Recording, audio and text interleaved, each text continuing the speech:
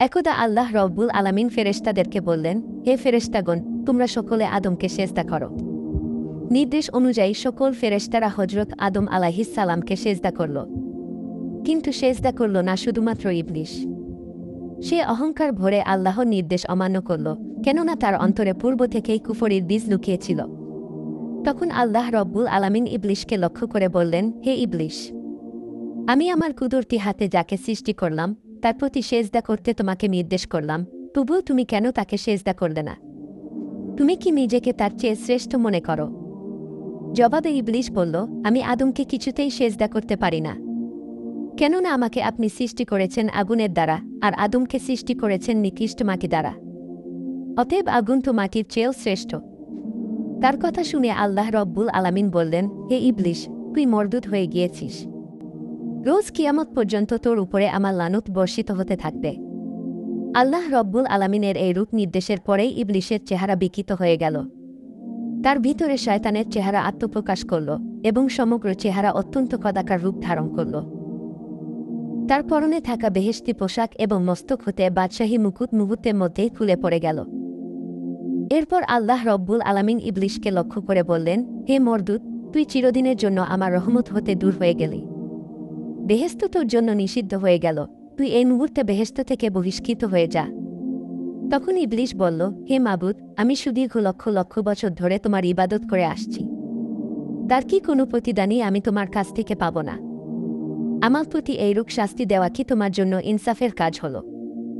আল্লাহ রব্বুল আলামিন তখন ইবলিসকে বললেন, হে পাপিষ্ঠ ইবলিস, বল তুই আমার কাছ থেকে কি চাস? আজকে তুই আমার কাছ থেকে বেহেশত ব্যতীত যা চাইবি আমি তোকে সবকিছুই দান করব। কেননা কোনো প্রার্থনাকারীর প্রার্থনায় আমি ফিরিয়ে দেই না, সবার দোয়াই আমি কবুল করে থাকি। তখন ইবলিস বলল, হে প্রভু, আমার যখন কোনোদিনই বেহেশত নসিব হবে না, তখন তোমার নিকট আমার একটি প্রার্থনা এই যে, তুমি আমাকে রোজ কিয়ামত পর্যন্ত হায়াত দান করো। জবাবে আল্লাহ রব্বুল আলামিন বললেন, যা তোকে আমি কিয়ামত পর্যন্ত হায়াত বাড়িয়ে দিলাম।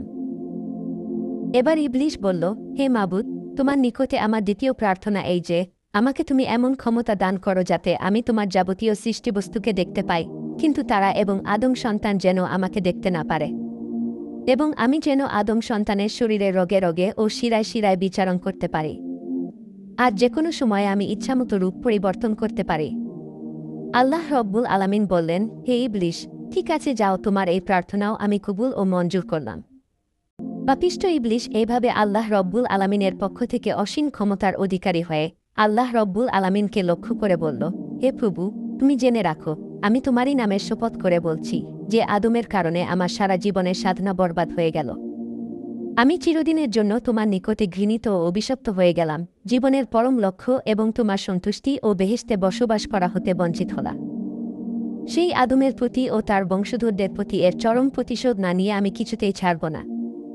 আমি প্রতিজ্ঞা করলাম যে অবশ্যই আমি যুগে যুগে আগত আদম সন্তানগুলোকে পথভ্রষ্ট করে আমার সঙ্গেই দোজখবাসী করে ছাড়ব। আল্লাহ রব্বুল আলামিন বললেন, হে মরদুদ, যারা আমার নির্দেশ মেনে চলবে এবং হকের উপরে দৃঢ়ভাবে সুপ্রতিষ্ঠিত থাকবে তাদেরকে তুমি কোনোদিনই পথভ্রষ্ট করতে সক্ষম হবে না।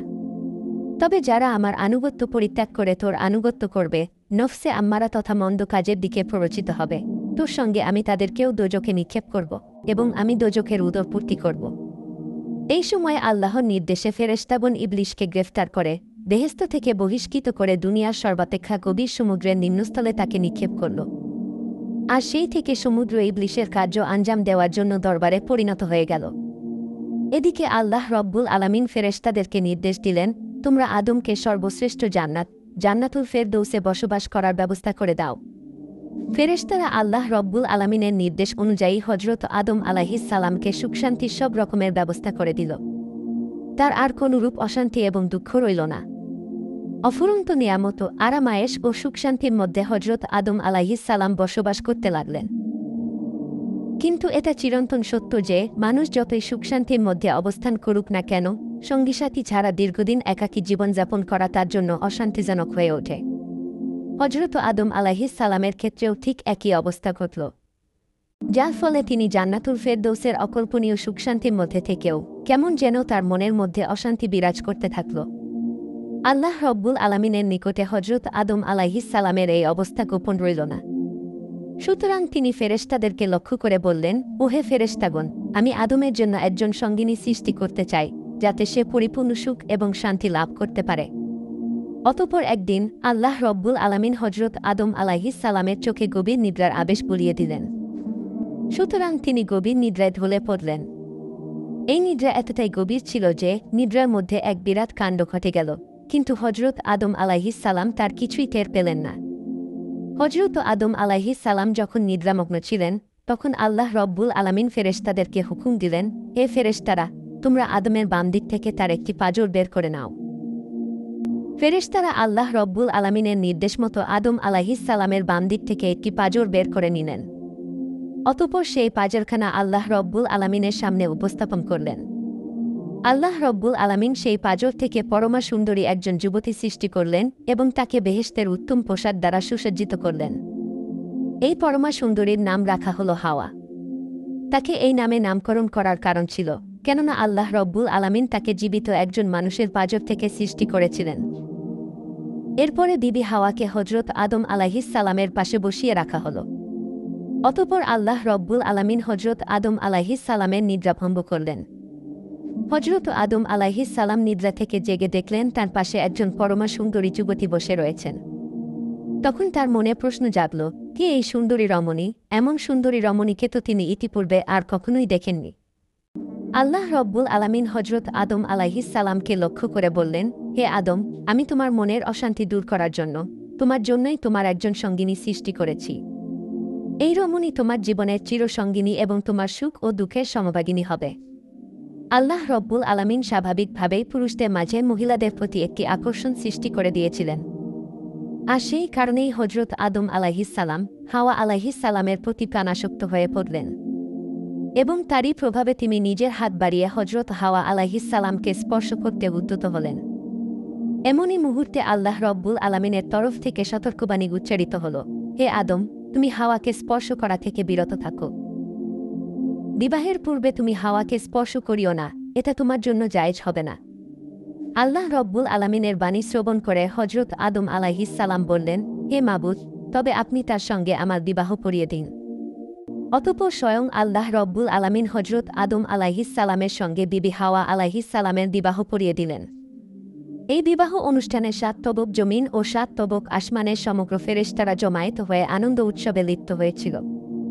বিবাহের খুতবা স্বয়ং আল্লাহ রব্বুল আলামিনই পাঠ করেছিলেন। এই খুতবাতে তিনি নিজের বুজুর্গি, তার ক্ষুদরত ও অসীম ক্ষমতার কথা উল্লেখ করেছিলেন এবং তার সৃষ্টির রহস্য ও সৃষ্টি জগতের মূল উসিলা হজরত মুহাম্মদ সাল্লাল্লাহু আলাইহিস সালামের বর্ণনা দিয়েছিলেন। হজরত আদম ও হাওয়া আলাইহিস সালামের বিবাহ সম্পন্ন হওয়ার পরে হজরত আদম আলাইহিস সালাম বিবি হাওয়া আলাইহিস সালামের প্রতি অধিকতর আসক্ত হয়ে পড়লেন। এরপর পুনরায় তিনি তাকে স্পর্শ করার জন্য উদ্যত হলেন। সঙ্গে সঙ্গে আল্লাহ রব্বুল আলামিনের পক্ষ থেকে আওয়াজ আসলো, হে আদম, আগে তুমি বিবি হাওয়ার মোহরানা আদায় করে নাও। মোহরানা আদায় করার পূর্বে সে তোমার জন্য বৈধ ও হালাল হবে না। এই কথা শুনে হজরত আদম আলাইহিস সালাম বললেন, হে মাবুদ, এই বিশ্ব জগতের সমস্ত কিছুর মালিকই তো আপনি, সবকিছুই তো আপনার মালিকানাধীন। আমার তো কোনো মাল সম্পদ নেই, আমি কি দিয়ে তার মোহরানা আদায় করব? তখন আল্লাহ রব্বুল আলামিন ইরশাদ করলেন, হে আদম, তুমি আমার হাবিব মুহাম্মদ সাল্লাল্লাহু আলাইহিস সালামের প্রতি 10 বার দুরূদ শরীফ পাঠ করো এবং তার উপর বকশিশ করে দাও। তাতেই তোমার মোহরানা আদায় হয়ে যাবে। আল্লাহ রব্বুল আলামিনের এই কথা শুনে হজরত আদম আলাইহিস সালামের মনে একটি প্রশ্ন উদিত হল, যার প্রতি আমাকে দুরূদ শরীফ পাঠ করার নির্দেশ করা হল, তার পরিচয় সম্পর্কে তো আমি অবগত নই। সে কি আমার বংশধরদের মধ্যে কোনো ব্যক্তি হবে, নাকি অন্য কোনো জাতির মধ্য থেকে সে কোনো ব্যক্তি? এই রূপ ভাবনার উদয় হওয়া মাত্র তাকে একবার দেখার জন্য হজরত আদম আলাইহিস সালামের মনে প্রবল আগ্রহ জন্মাল।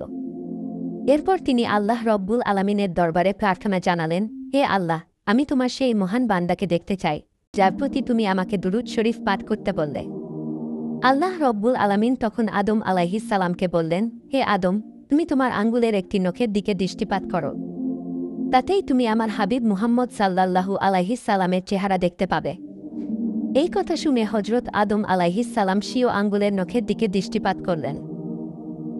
অতঃপর তিনি তার নখের মধ্যে হজরত মুহাম্মদ সাল্লাল্লাহু আলাইহিস সালামের পবিত্র চেহারা মোবারক দেখতে পেলেন। দেখা মাত্রই রাসূল সাল্লাল্লাহু আলাইহি সাল্লামের প্রতি তার প্রবল স্নেহ জেগে উঠল এবং তার প্রতি তিনি বিশেষভাবে আকৃষ্ট হলেন এবং সাথে সাথে তার উপর 10 বার দুরূদ শরীফ পাঠ করলেন।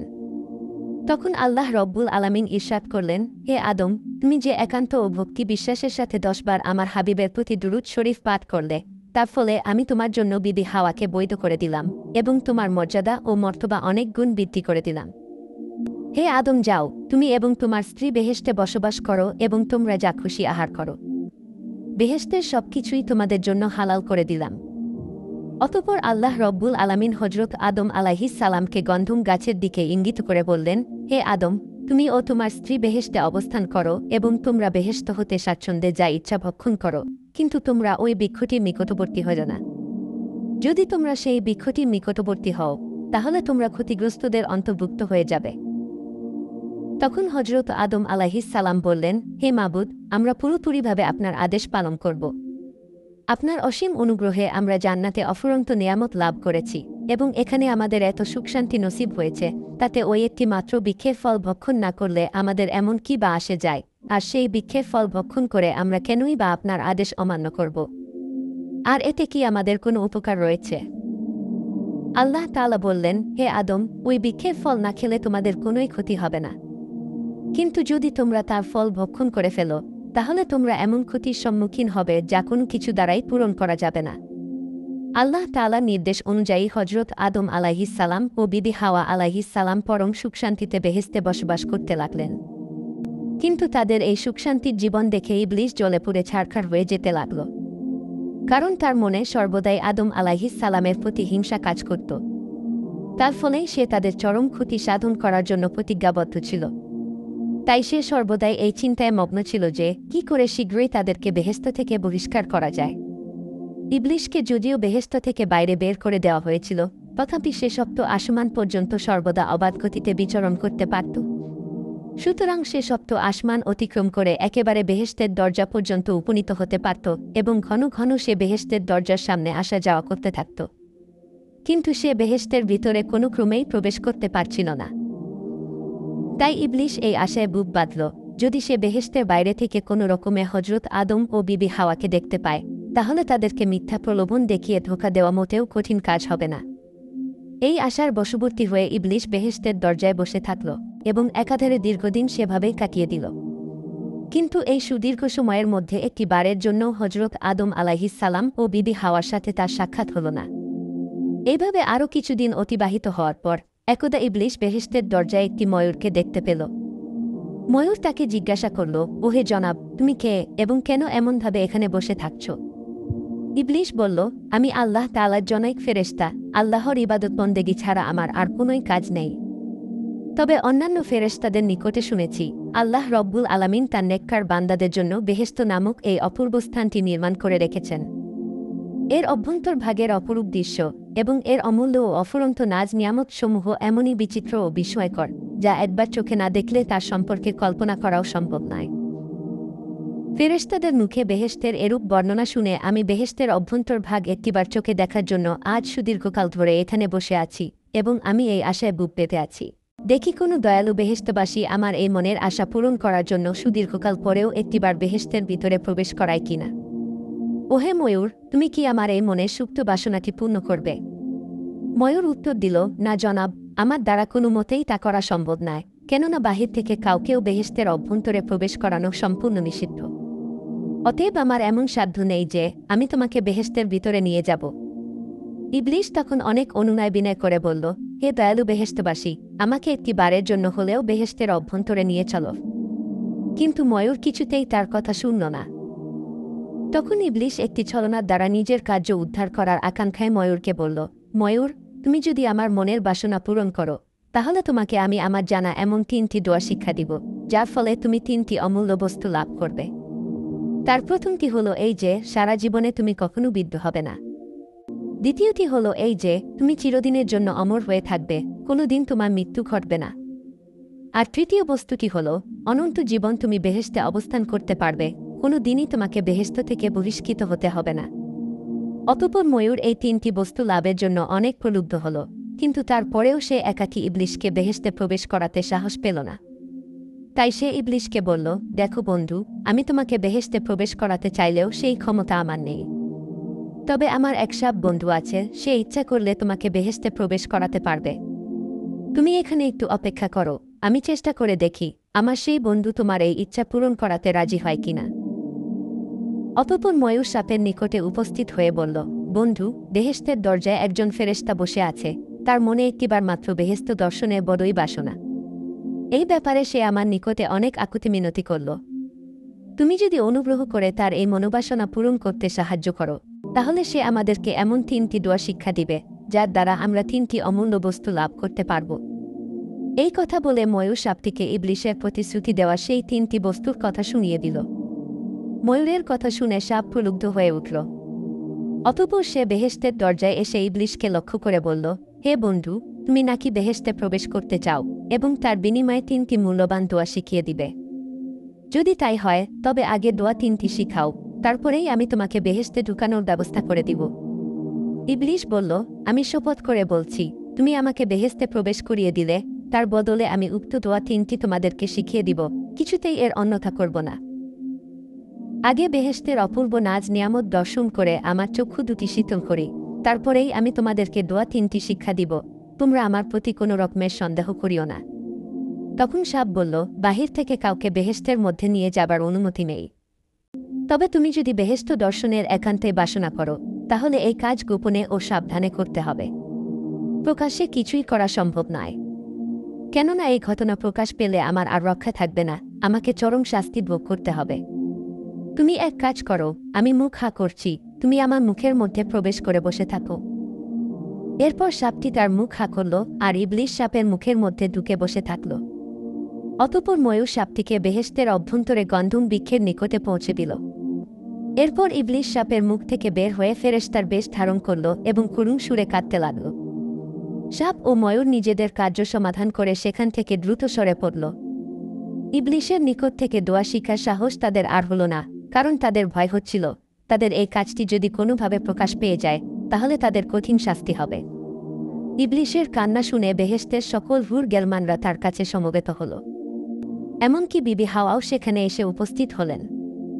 অতঃপর হজরত হাওয়া আলাইহিস সালাম ইবলিশকে জিজ্ঞাসা করলেন, হে আল্লাহর বান্দা, তুমি এইভাবে কাঁদছ কেন? ইবলিশ বলল, আমি তোমাদের পরিণামের কথা ভেবে কাঁদছি। আল্লাহ তাআলা শীঘ্রই তোমাকে ও তোমার স্বামীকে বেহেশত থেকে বের করে পৃথিবী নামক এক কঠিন এবং অশান্তিপূর্ণ স্থানে প্রেরণ করবেন, আর এই কথা আরশে আজিমে লিপিবদ্ধ রয়েছে। পৃথিবীতে প্রেরণের ব্যাপারটি প্রকারান্তরে শাস্তি ভোগের শামিল। সেখানে ক্ষুধা, দারিদ্র্য, পীড়া, কষ্ট, পরিশ্রম ও অশান্তি বিরাজমান।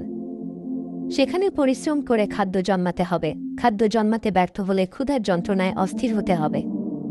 সেখানে তোমাদের অসংখ্য সন্তান সন্ততি জন্ম নিবে, তাদের মধ্যে সর্বদা ঝগড়া বিবাদ লেগেই থাকবে, খুন খারাপি নিত্যনৈমিত্তিক ব্যাপার হয়ে উঠবে। রোদ ও বৃষ্টির মধ্যে জীবনযাপন করতে হবে। আল্লাহকে শত শতবার ডেকেও তার সাক্ষাৎ লাভ করতে পারবে না। তিনি সহজে বনি আদমের কোনো দাবি পূরণ করবেন না। মানুষ জন্ম থেকে মৃত্যু পর্যন্ত অবিরাম পরিশ্রম করেও নিজের পেটের আহার সংগ্রহ করতে সক্ষম হবে না। তখন অন্যায় ও অসৎ পথ গ্রহণ করতে বাধ্য হবে। এক কথায় দোজখের যন্ত্রণার চেয়ে দুনিয়া কোনো অংশেই কম নয়। আমি তোমাদের সেই দুঃখের জীবনের কথা ভেবে কাঁদছি। বিবি হাওয়া তখন শয়তানকে জিজ্ঞাসা করলেন, তোমার কথা যে সত্য তার প্রমাণ কি?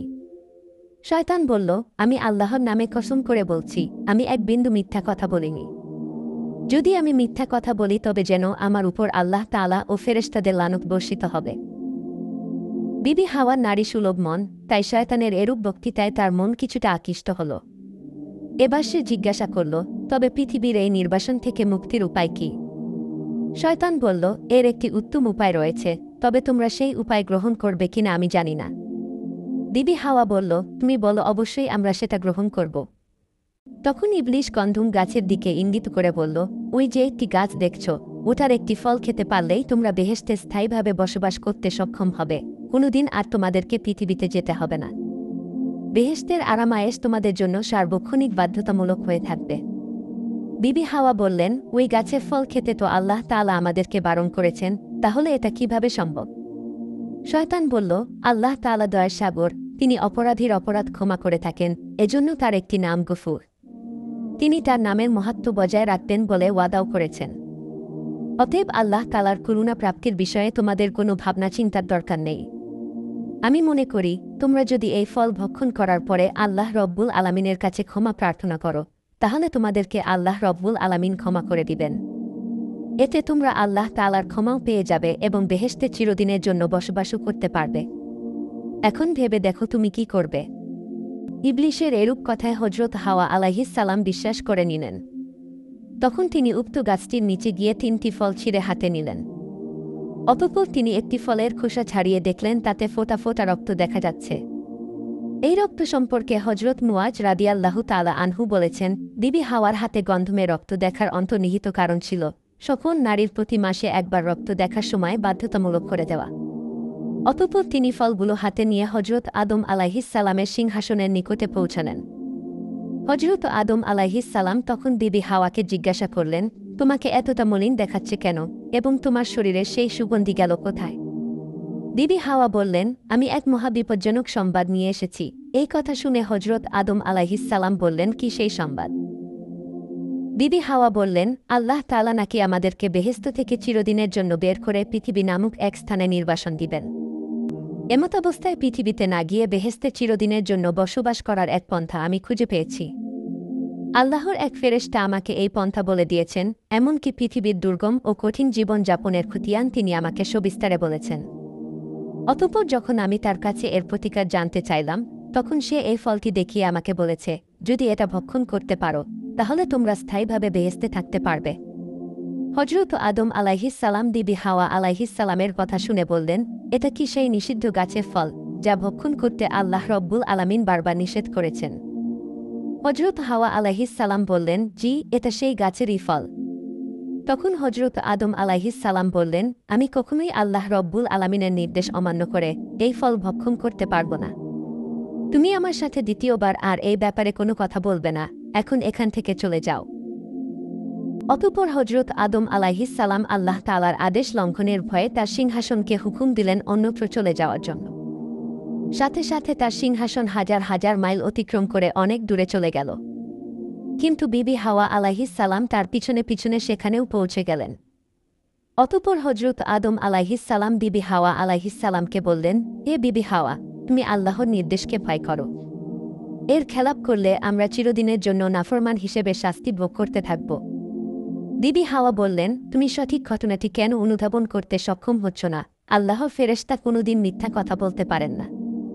তিনি আমাকে বারবার কসম করে বলেছেন, অতএব তার এই সংবাদ আদৌ মিথ্যা হতে পারে না। তুমি আমার কথা বিশ্বাস করো এবং এই ফলকে ভক্ষণ করো।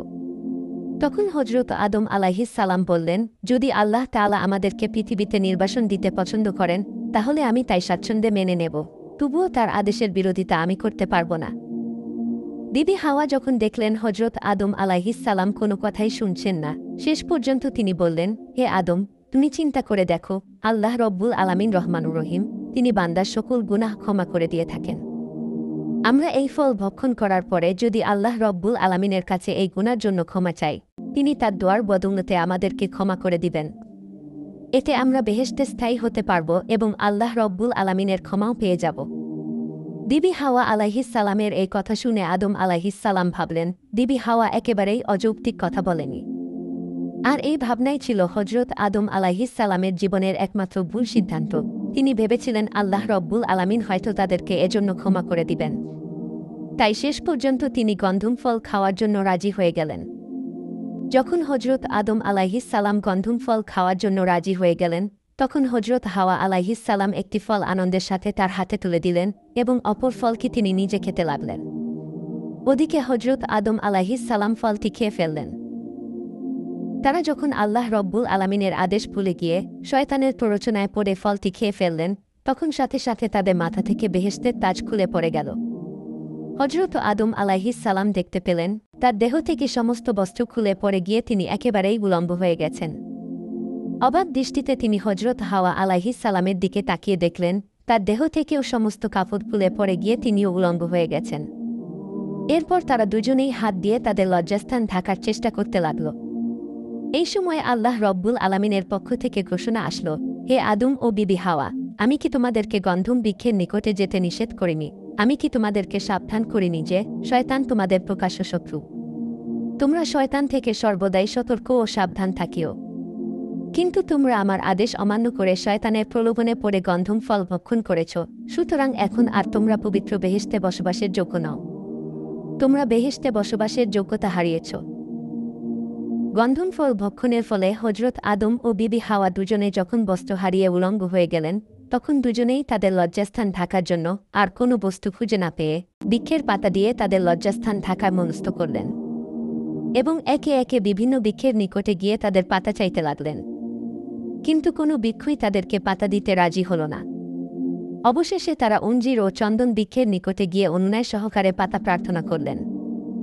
এই গাছ দুটি তাদের চরম সংকটপূর্ণ মুহূর্তে তাদেরকে সাহায্য করলেন এবং তারা হজরত আদম ও হাওয়াকে তাদের শাখা থেকে পাতা ছেঁড়ার অনুমতি দান করলেন। এরপরে তারা গাছের শাখা থেকে পাতা ছিঁড়ে নিয়ে অঞ্জিরের পাতা দ্বারা গুপ্তঙ্গ এবং চন্দনের পাতা দ্বারা অন্যান্য অঙ্গ আবৃত করলেন। চরম সংকটাপন্ন হজরত আদম ও বিবি হাওয়ার এমন দুরবস্থাকালে এই বৃক্ষ দুটি তাদের প্রতি সহানুভূতি প্রদর্শনের ফলে আল্লাহ রব্বুল আলামিন এই বৃক্ষ দুটির প্রতি অত্যন্ত খুশি হলেন, যার ফলে অঞ্জির ফল দুনিয়াতে তিনি চিরদিনের জন্য অত্যন্ত প্রিয় ফলে পরিণত করলেন এবং তাকে অত্যন্ত সুস্বাদু করে দিলেন। এবং চন্দন বৃক্ষের বাকলে এতটাই সুঘ্রাণ দান করলেন যে দুনিয়ার মানুষেরা তা আগুনে জ্বালিয়ে তার সুঘ্রাণ উপভোগ করতে লাগল। অতঃপর ফেরেশতাগণ আল্লাহ রব্বুল আলামিনের আদেশে ময়ূরকে বেহেশত থেকে বের করে দুনিয়াতে রেখে আসল। ময়ূরকে শাস্তি দেওয়ার পরে আল্লাহ রব্বুল আলামিন সাপকে লক্ষ্য করে বললেন, এ সাপ, আমার সৃষ্টি প্রাণীকুলের মধ্যে তোমাকেই সর্বাধিক সৌন্দর্য দান করা হয়েছিল এবং আমি তোমাকে বেহেশতে রেখেছিলাম। কিন্তু তোমাকে এত সব মর্যাদা দান করার পরেও তুমি আমার আদেশ অমান্য করেছ। আমার অনুমতি ব্যতীত তুমি একজন অপরিচিত ব্যক্তিকে বেহেশতে প্রবেশ করতে সাহায্য করেছ। এই অপরাধের ফলস্বরূপ তোমাকে কিছু শাস্তি পেতে হবে। প্রথমত, এই মুহূর্তে তোমাকে বেহেশত থেকে বহিষ্কার করা হবে এবং তোমার অপরূপ সৌন্দর্য বিনষ্ট করে তোমাকে কুৎসিত আকৃতির করে দেওয়া হবে। তুমি যেই পায়ের সাহায্যে ইবলিশকে বেহেশতে প্রবেশ করিয়েছিলে, তোমার সেই পা নিশ্চিহ্ন করে দেওয়া হবে এবং তোমাকে সারা জীবন পা ছাড়াই চলাফেরা করতে হবে। যেই মুখের ভিতরে করে তুমি ইবলিশকে বেহেশতে প্রবেশ করিয়েছিলে, তোমার সেই মুখে সুগন্ধির বিনিময়ে তীব্র বিষ রেখে দেওয়া হবে। মানব সন্তান তোমাকে দেখামাত্র হত্যা করার চেষ্টা করবে। অতঃপর আল্লাহ তাআলার নির্দেশে ফেরেশতাগণ সাপকেও বেহেশত থেকে বহিষ্কার করে দুনিয়াতে রেখে আসল। সর্বশেষে আল্লাহ রব্বুল আলামিন ইবলিশকে লক্ষ্য করে বললেন, হে পাপিষ্ঠ ইবলিশ, আমার আদেশ অমান্য করার জন্য তোমাকে পূর্বেই বেহেশত থেকে বহিষ্কার করেছিলাম। পুনরায় তুমি আমার অনুমতি ছাড়া বেহেশতে প্রবেশ করেছ এবং আদম ও হাওয়াকে ধোঁকা দিয়েছ। এজন্য তোমার তাওবার রাস্তা চিরদিনের জন্য বন্ধ করে দিলাম এবং কিয়ামত পর্যন্ত তোমার উপর আমার লানত বর্ষিত হতে থাকবে। আর আজ থেকে তোমার জন্য আসমানের সকল দরজাগুলো বন্ধ করে দেওয়া হবে। এরপর ফেরেশতাগণ আল্লাহ রব্বুল আলামিনের হুকুমে ইবলিশকেও পুনরায় বেহেশত থেকে বহিষ্কার করে দুনিয়াতে নিক্ষেপ করলেন। বেহেশত হতে হজরত আদম আলাইহিসসালাম একটি দিতে এবং বিবি হাওয়া আলাইহিসসালাম জেদ্দায় পতিত হয়ে চারদিকে অন্ধকার দেখতে লাগলেন। জনমানবহীন এমন অপরিচিত পৃথিবীতে এভাবে সহসা পতিত হয়ে তারা যেন অকুল দরিয়ায় ভাসতে লাগলেন। এত বড় প্রশস্ত দুনিয়ার জমিনে কে কোথায় রয়েছে তার ঠিকানা তাদের জানা ছিল না। সুতরাং বহু দূরবর্তী দুটি স্থানে বসে তারা কেঁদে কেঁদে বুক ভাসাতে লাগলেন। হজরত আদম আলাইহিসসালাম শরণদ্বীপে বসে কাঁদছিলেন, অপরদিকে জেদ্দায় বসে বিবি হাওয়া একইভাবে কান্না করছিলেন। কোনো কোনো রেওয়ায়েতে পাওয়া যায় হজরত আদম ও বিবি হাওয়া আলাইহিসসালাম এইরূপ একাধারে নিরবিচ্ছিন্নভাবে ৩০০ বছর ক্রন্দন করেছিলেন। এভাবে প্রায় ৩০০ বছর অতিবাহিত হল। এরপর একদিন আল্লাহ রব্বুল আলামিন তার দুঃখ কষ্টে জর্জরিত এই বান্দাদের দিকে মনোনিবেশ করলেন এবং তিনি হজরত জিব্রাইল আলাইহিসসালামকে নির্দেশ দিলেন, ওহে জিব্রাইল, তুমি আমার বান্দা আদমের কাছে গিয়ে বলো সে যেন মক্কা শরীফের দিকে রওনা হয়ে যায়। আল্লাহর আদেশ পেয়ে হজরত আদম আলাইহিসসালাম সঙ্গে সঙ্গে মক্কার দিকে রওনা হলেন। মুফাসসিরিনে কেরাম বলেছেন, যখন আদম আলাইহিসসালাম শরণদ্বীপ হতে মক্কার দিকে রওনা করেছিলেন, আল্লাহ রব্বুল আলামিন তখন শরণদ্বীপ হতে মক্কা শরীফ এত নিকটবর্তী করে দিয়েছিলেন যে মাত্র ৩০ বার কদম ফেলেই হজরত আদম আলাইহিসসালাম মক্কা শরীফে পৌঁছে গেলেন। মক্কা শরীফে পৌঁছে হজরত আদম আলাইহিসসালাম আরাফাতে জাবালে রহমত নামক একটি স্থানে গিয়ে বসে পড়লেন। এ সময় তিনি শারীরিক ও মানসিক ক্লান্তিতে একেবারে দুর্বল হয়ে পড়েছিলেন।